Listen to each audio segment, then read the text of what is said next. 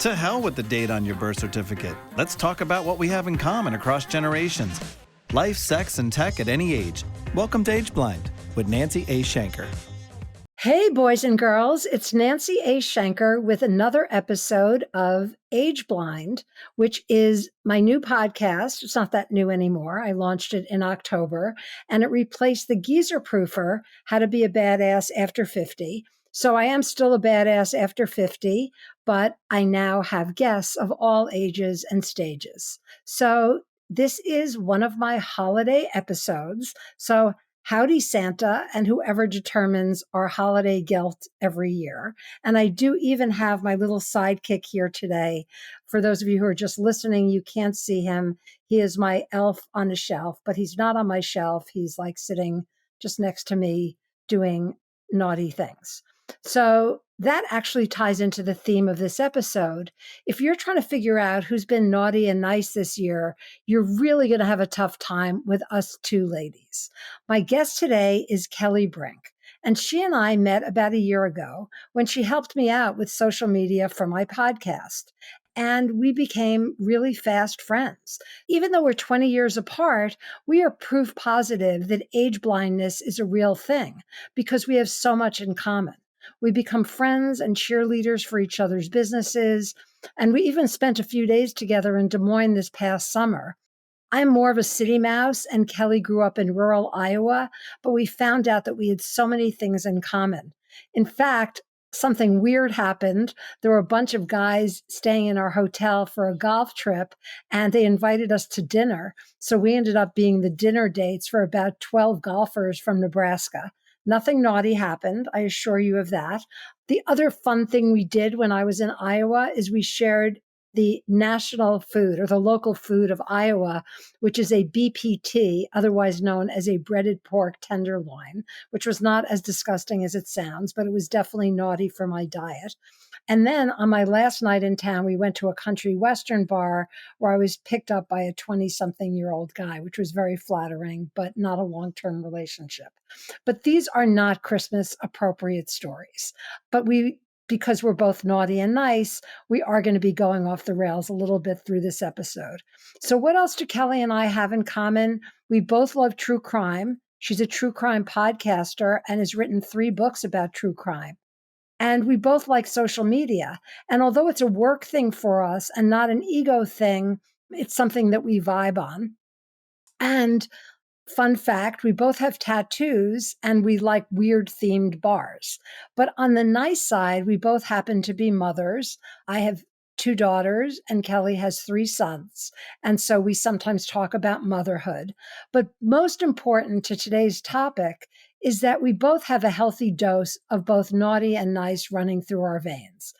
And as I once called it in a blog post, fierce and frilly.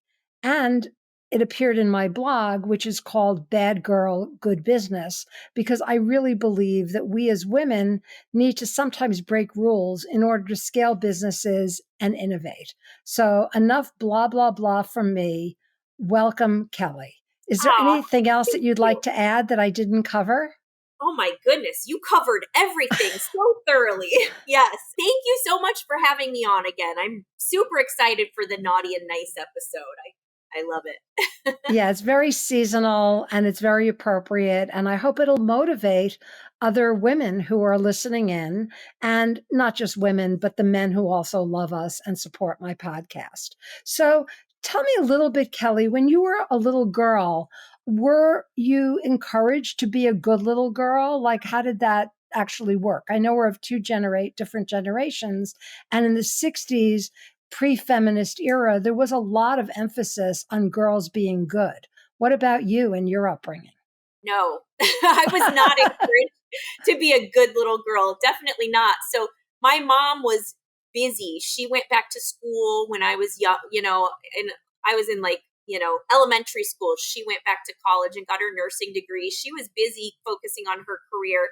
I spent a lot of time with my dad and my brother, who were very blue collar guys. They were aircraft mechanics in our family business. I lived on an airport. I grew up on an airport. So I was in a shop all day, every day with a bunch of mechanics, basically. So I was not encouraged to be like a good little girl. I got dirty. I was always like doing guy stuff, I mowed at the airport. Like I did, I worked, I swept the floors. I did not shy away from that kind of stuff. I went fishing with the guys. I was always doing like guy stuff. So I was never really encouraged to be like a prim and proper little girl. And, I was kind of funny and a little sassy, and yeah, no, I wasn't. That's great.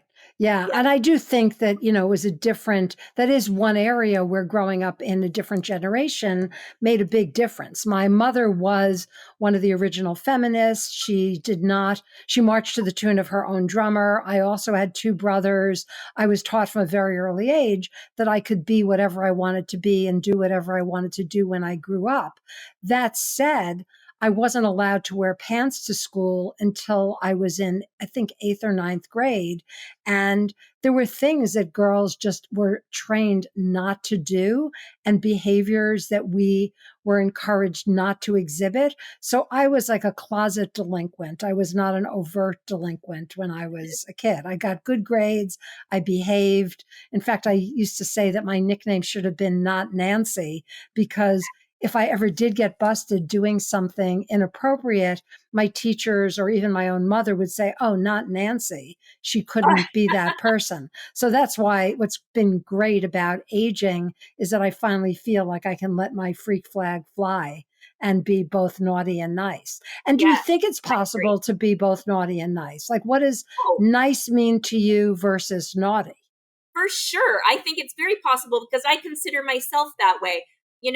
I am a really good and really involved mom. My family is everything to me. I am actually pretty conservative and traditional when it comes to like my family values and things like that.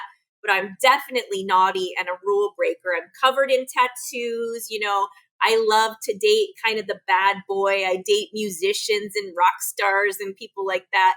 I like to go out and party with my friends once in a while, not too often, but you and I had so much fun. I am a very maternal mom person, involved. I love to cook. I'm kind of a homebody.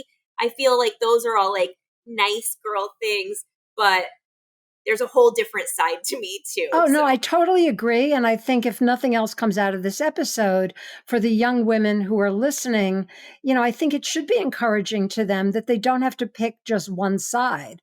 And as we operate in the business world, which is still very much male dominated, I think it's that much more important that we can fit in and be one of the boys, but not really compromise or sell ourselves short. And that's actually a good segue into my next question. You have a huge social media profile, as I'm developing one thanks to you and thanks to Kyle, my producer. But sometimes you do get hit by pervy trolls. Or I have a really interesting story. Just last night, I was on Match, and my profile is pretty specific in terms of what I'm looking for. And some dude wrote back and said, "I see you're looking at my picture and you're never going to be able to find what you're looking for because you're too specific and too judgmental." And he sent me this long note, and I just wanted to write back and say, "Well, clearly you didn't read my profile because you're wasting my time. Like, why do you feel the need to comment?" It was really his problem, not mine. Yeah. So how do you deal with the online stuff that's either mean-spirited or icky or overly sexualized? I mean, you and I were joking around about something that you had posted, something that was really funny and interesting and provocative, and somebody just wrote "nice rack." Like, ew. Like, I mean, I bring it on a little bit myself. I wear sexy low-cut clothes. I know the comments are going to come. But I do that because, you know what? I don't mind because it's engagement in my social media. They're commenting, they're upping my analytics, so it's fine. Most people I've found, they say stuff, they're very bold behind a computer screen, but in real life, they would never say something like that. And most people, I don't think they mean it really mean-spirited, but the sexual comments I get a lot. My Instagram is like 80% male followers. If I looked at my analytics recently, it's like a lot of male followers. Now, a lot of that comes from, okay, so I've worked on some podcasts that were kind of like sexual theme. I've worked for some kind of B-list celebrities who, talked about sex and stuff a lot. So it's just a natural thing. I'm going to get followers like that and comments like that. I really don't mind it. What I do mind is the outright mean ones. So I'm in the process of taking down every picture of my children that I've ever put, because I've had some, I'm working in kind of a different field now too. So I don't want pictures of my kids out there, but I've had some mean comments about my kids, or like, I've had a lot of people make fun of my eyebrows and stuff like that. So I'm like, I do get a lot of mean comments about, physical comments or things like that. But those are the ones that are mean. But I don't know. I've just learned that like unhappy people are the ones who take the time to make comments like that. And they don't really matter. The people that matter are my family and close friends. Exactly. And as a true crime podcaster, you only have to worry if somebody is like showing up at your house or, stalking you. But as you pointed out, like most of these people are just probably really timid in real life and would never say any of this stuff out loud. And they're just hiding behind their chat.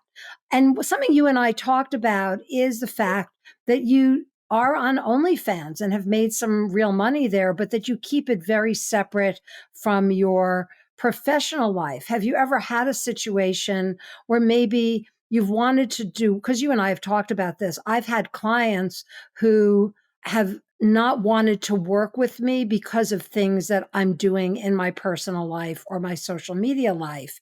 And I do think that we as marketers and brand builders sometimes have to worry that, maybe that conservative accountant or lawyer, or in my case, real estate developer, didn't want to be associated with my brand because of things that I do in what I consider to be my personal life. So what's your point of view on that? At first, I really worried about that. But if anybody is going to be like judgy about stuff like that, they're not the right circle for me. They're not the right fit to me. I kind of like try to associate with really open-minded, artsy people and who wouldn't bat an eyelash at all, like at an OnlyFans account. And what I found is that the more I'm open about it, so many people I know that I never would have thought had an OnlyFans have an OnlyFans. So it's way more common than you think. I don't really advertise it a lot. This is the first podcast where I've talked about it, actually. But I did have... And I cleared it with you first, just for my listeners. I did not spring this on Kelli. She and I talked yesterday, because that is the whole gestalt of this podcast. I love any opportunity to say the word gestalt. That, some of these issues are things that we need to talk about and get them out of the closet. And pre-social media era, if I was going into an adult toy store and my boss from Citibank saw me going in, would they have the right to fire me because of something I was doing in my personal life? Probably not. No. But because it is so visible now, it has created this whole other range of dilemmas. Is that the plural of dilemmas, or is it dilemma? Yeah, I think it's dilemma. Yeah. That it's something that we have to deal with, because you and I are both bright, successful businesswomen, but we just happen to be, as I like to say, provocative, which works both intellectually and personally, and it's not necessarily a bad thing. No, it's not. And so anybody I'm going to be working with, I usually kind of bring it up in the beginning. I'm like, I have an OnlyFans. If you're not okay with that, cool, but I'm never going to stop doing it, because it's a real business for me. It's a lot of money, surprisingly. So I got started with it. I would never have done this. Like, I thought that would never be something I would do. But again, I was working with this kind of B-list celebrity influencer who had an OnlyFans, not for sexual content, but just for uncensored like comedy content. And I was on a podcast episode with that person, and I had to open an account because everybody who's on camera required like an age verification and consent form. And then I got some people saying, you should post to it. And I very slowly dipped my toes in the water, and I started making money from doing very little. And I just kept doing a little more, nothing like, I'm not doing porn or anything like that, but, it is, racy content. But I never really believed what people said about how much money you can make. And I was so curious about it. I had to try it, and they are right. But you can't do that just like taking it not seriously and doing it for like a fun little post a picture here and there. You have to be very organized and structured with it and treat it like a business. And it's been really interesting, the Well, stuff I've gotten into. it may be a while before anybody sees me on OnlyFans, especially because I just saw an episode of Criminal Intent. It was one of the true crime shows, and there was a website that was selling women online to serial killers. So I'm still like a little skittish. I mean, as it is, putting up a personal brand website in February is a pretty bold move for me. So one step at a time, but I will be with you every step of the way, Kelli, and maybe you will compel me to do naughtier things in the year Yes, ahead. I hope so. It's so fun. It's way more fun than I thought it would be, because I am voluntarily celibate in my personal life right now. I'm not dating anyone. I decided not to date anyone for various reasons, but it's kind of fulfilling this little space for me where it's fun to talk to people and it's fun to make the racy content, and it without actually having to be in a relationship or anything like that. Plus I'm making money on the. Well, that's interesting because we haven't talked about this. You've heard it first on Age Blind 2024. I'm also voluntarily celibate, and I highly recommend it. I think I've been more productive at work in the last 9 or so months than I've been in a long time. That's not to say that I don't want to be in a relationship one day soon, but for now, this is working for me. So talking about a little bit about our personal lives in 2024, the year in review. I know I just had you on an episode where we aired our grievances.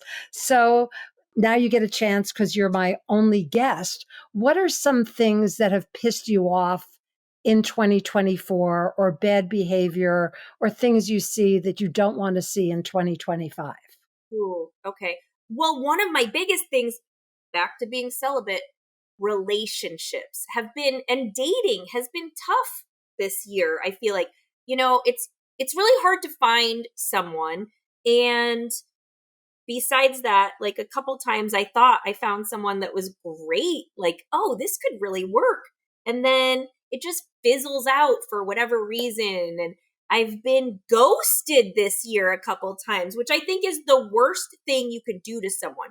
Like, if you are not feeling it in a relationship, don't ghost someone. Just No, have an adult it's cowardly. So for It all of is. you men who are listening, I know it's tough to send a note to a woman and say, "You're great, but I'm just not feeling it," or "You're great, but I've decided to go in another direction."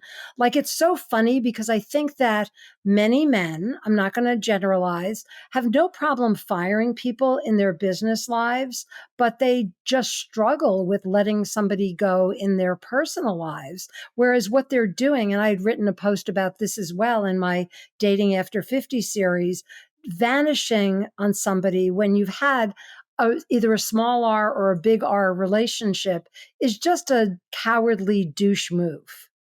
It is, yes. So that's one thing that's really bothered me. People who are like emotionally unavailable, who pretend that they are because they want to live on that dopamine rush in the beginning of a relationship and love bombing and all of that. I've experienced that this year. I mean, I've kind of experienced it in my work life as well, taking on some clients or working with a new employer or whatever who was just a crazy. Yeah, douchey. There's no other word for it. Like, don't be a douchebag. Like, it's that simple. And it's basically, what are things that you would tell your sons and your daughters not to do, and use that as your barometer? Like, I always say that to men when they are like overtly sexual or insulting. I'm like, would you want somebody speaking to your daughter or your mother that way? And if the answer is yes, I don't even want them in my life. But yeah, I would agree with you on that one. I want to focus on the positive since it is the holiday season.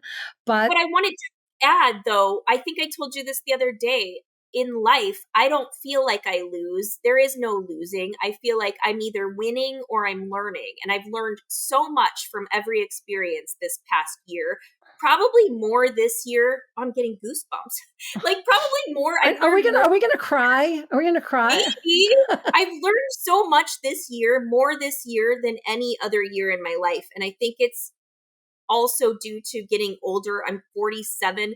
I'm understanding people better. I'm in such a good place. So like I didn't lose. I didn't, nothing bad. I learned a lot. Just So wait till you hit 68, Kelli, my girl. I know. Like I'm I am excited. so wise. And that's not to say that I still don't bruise easily at times or get upset by things that people do or say, but I'm healing so much faster. One of my favorite TV characters was the cheerleader in the TV show Heroes. Her superpower was regeneration after she got injured. And I always imagine her when something bad happens to me. It's like, how quickly can I heal from this moment or this experience and just move on? Okay, so that's the naughty things that people do. The other thing I would add to my naughty list is people who are really just trying to sell you something. And I think that, especially with AI and programmatic marketing, there is this weird thing going on where people will send you a friend request and then immediately swoop in to try to sell you their course, financial advice, something else before they've even begun building a relationship. So it's the business equivalent of meeting somebody for a first date and taking your dick out. Like at least go through the wooing process before you ask for the sale. So that is one of my naughty grievances. And if you are going to use AI and programmatic marketing in 2025, at least get ChatGPT to write something that sounds like it's coming from a human as opposed to a bot. And I make a point of when I get those, I always do send back a note saying, thank you for your offer, but I'm not interested, which you could do as just an automated reply in LinkedIn. So they may think Nice. that I'm writing a personal note, but I'm really not. So let's talk about niceties. Obviously, in addition to our fabulous, wonderful trip to Iowa, what are some other highlights of 2024 that you put in I loved what you said about learning from things that you did that at the time you may have thought were a mistake or a derailment, but you end up being wiser. Other nice, powerful, wonderful things that happened this year, all the sugar plums. Oh, so many things. And they have all to do with the people I've met this year. I have been so blessed. And I think it's though because I've been saying yes to more things and more experiences. So I've met some characters, but I've met some really interesting people. I've gone on a lot of trips, a lot of solo trips actually, which have been really fun. I've heard such amazing music. And because of like my network of people that I've met, I've gotten to go to like a lot of concerts with which I love. Some of my favorite musicians. I've been like right on the side of the stage listening to them play and getting to meet a lot of people in that industry, which has been really fun.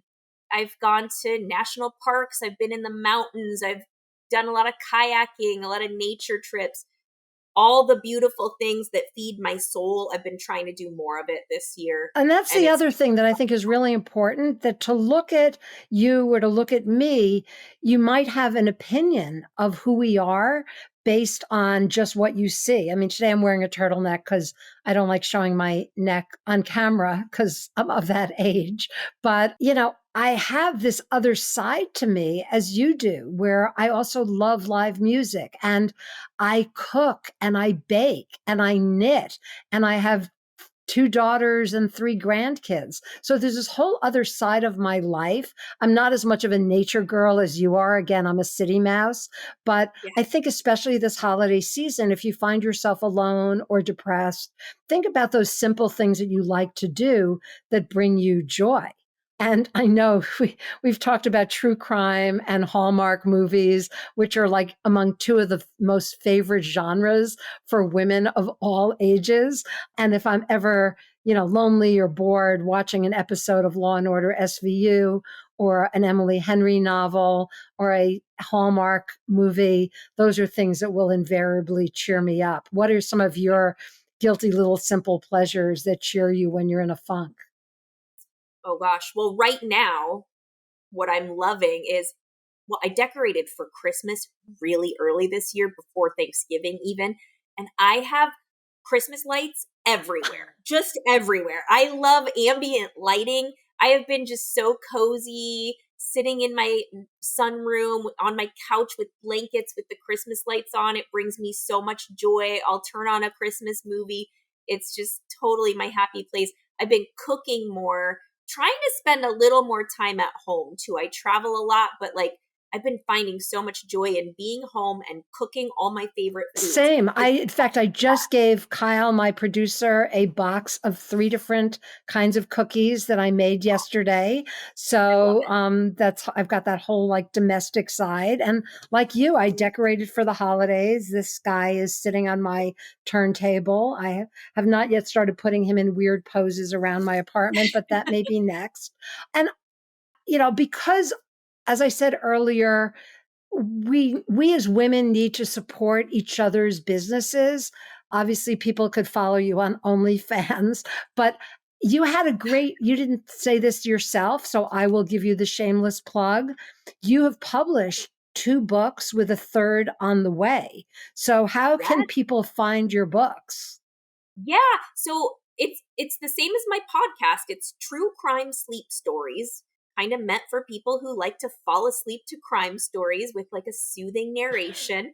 The books are just like a spin-off of the podcast. True Crime Sleep Stories Volume 1 and 2. Volume 3 is coming out on Valentine's Day. So I'm going to try to incorporate some, crazy like relationship murder stories and stuff into that book. But yeah, you can find my book on Amazon. It's just True Crime Sleep Stories. You can find my podcast everywhere. So Yeah, and that's something for the men who are listening. And I know we have a big male follower base on Age Blind and on Kelli's podcast. But just because a woman likes falling asleep to true crime or watching true crime, that does not mean that they are a violent bitch. I think for us, it's kind of a form of therapy. And last year, Kelli and I did do an episode just on why women like true crime. And the statistics back it up. It is one of the most popular genres in podcasting and on TV.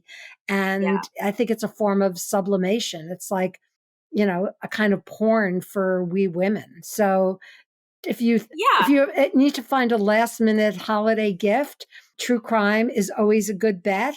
And then also, I'm not an affiliate marketer, but there is a company called Unhide that makes these amazing marshmallow blankets. So like you, Kelli, when I want to unplug, I just put on my Unhide Snuggly. It's like a big robe that's really warm and comfy, and I just curl up on the couch with a bag of snacks and Law and Order SVU. I love that. That sounds like a perfect night. A perfect Christmas. All right. So if you'd like to be a guest on Age Blind, no matter how old you are or what you have to talk about, please reach out to me at Nancy A. Shenker, Shenker, at gmail.com. And you'll find all of our episodes on YouTube, Spotify, Apple, anywhere else you get your podcasts. So is there anything else you'd like to add, Kelli, before we wrap up? Oh, no. If anyone wants to follow me on Instagram, I'm at Kelli Brink, and it's Kelli with an I. You can follow me there. That's where all my stuff is. That's where I post the most, and all my true crime stuff is on there too. So yeah, I hope everyone has a great new year. All right. And keeping with our holiday theme, I'm going to end with 3 great seasonal quotes. The first one is from Home Alone, which is "Merry Christmas, you filthy animal," which is both naughty and nice. And very apropos to what we were talking about in terms of 2024 and the year ahead. And this one is from the Polar Express. And it's the thing about trains.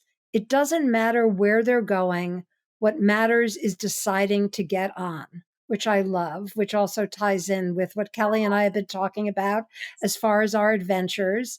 And last but not least, a quote from one of my favorite non-true crime Christmas movies, Love Actually. And I quote, "If you look for it, I've got a sneaky feeling you'll find that love is actually all around." So I love you, Kelli. I love you, Kyle, not in a creepy way. Love you, Nancy. And have a wonderful holiday season. Peace out. Yes.